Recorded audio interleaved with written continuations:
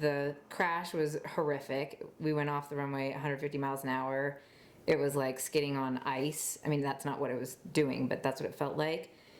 And sheared the landing gear off. The whole plane caught on fire on the right-hand side. Cracked in half. We were in the very last row, of the entire plane.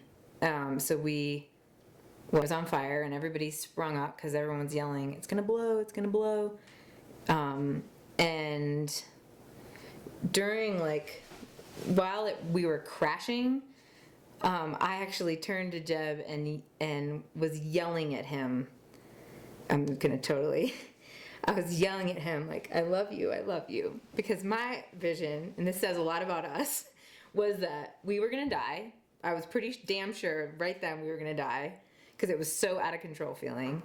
And that if I told him I loved him and he heard it, we would just blip up right here and I'd find him right there. Which is great. Yeah.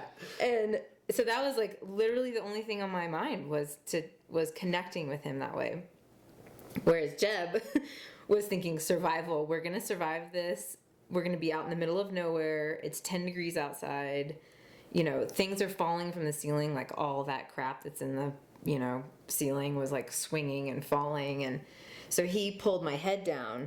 Yeah, it never occurred to me that we would die. I was certain we would live, and then I was afraid that we'd be out. It was 20 below that night, and I was afraid that we would be out in the snow and that would kill us.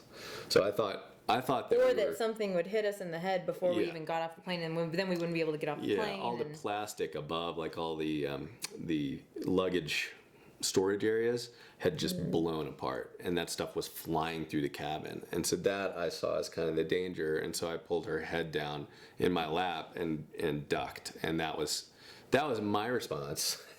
I think yours was actually a lot cooler. But ultimately, we didn't die. And but then getting off the plane was interesting too, because everyone was yelling on the right side because they could feel the heat of the flames, and so it was sort of human chaos. It was actually a huge whole thing in humanity. Nobody was crawling over each other or being ruthless about getting off. It was civilized, but it was crazy. And so this woman was trying to reach for her bag, and I was like, man, we gotta go, go. And she was intent on reaching for her bag. So I did climb over her chair and got into the aisle and looked back at Jeb, and he was stuck on the other side of her, and I knew he wasn't going to go before she went. And I looked at him like a mama bear or something, and I was like, you come right now, come on. And then everyone's moving, so I just got kind of pushed out the door, and several people ahead of him pushed out the door, and then I'm standing in the middle of the snow with this whole huge plane on fire, just looking for his silhouette, to come out the door. And it did. Yeah, he did. And we found each other. And I was like, Jeb! And then he grabbed me by the hand and literally pulled me up this snowy hill. It was insane.